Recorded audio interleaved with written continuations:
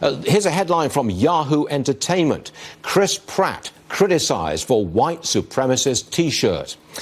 Presidential historian Doug Wead is with us. Doug, welcome back to the show. Look, I thought this flag was a symbol of freedom and liberty. Give us your insight on it, please. Yeah, General Gadsden, it's all about liberty. It's all about breaking away from Great Britain.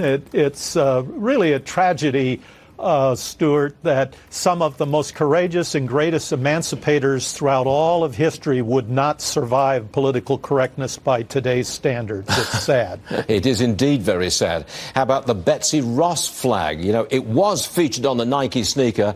Kaepernick complained. He thinks it's offensive. Nike got rid of it. Does that flag have any kind of racist history? None whatsoever. And to give you a sense of the chain here, there would be no Barack Obama without Abraham Lincoln. And yet Abraham Lincoln signed the Emancipation Proclamation, which left 1 million slaves in bondage.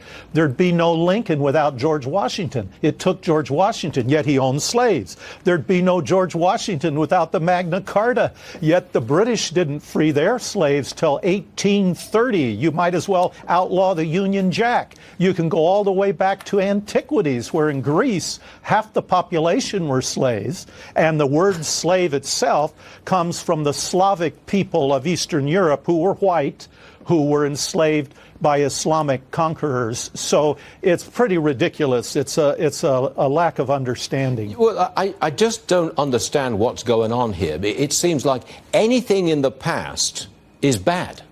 Anybody associated with the past is bad. Any symbol of the past is bad because it's the past. And we used to have slavery and segregation and what have you.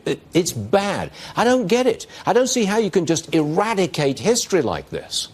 Yeah, it's very interesting. It happened in the Soviet Union. And in fact, it's very interesting in the Soviet Union today. There are stories all over, especially the Ukraine, about the Cossacks, and they're a rage. They like to see series on television about them. And the old people who lived in the Soviet era say, oh, that's not true. There were no such thing as Cossacks, because that was all erased by the Soviet censors. So unfortunately, censorship does work eventually. You don't know what you don't know, and it's scary. Is this all like just a nasty little phase we're going through, which we will recover from? What do you think? Oh, I'm nervous about it. I'm an old guy. I'll be gone. But the way this trend is going, if free speech is not allowed on campuses, there can't be really free thought. And if there's no free thought, what's the purpose of education?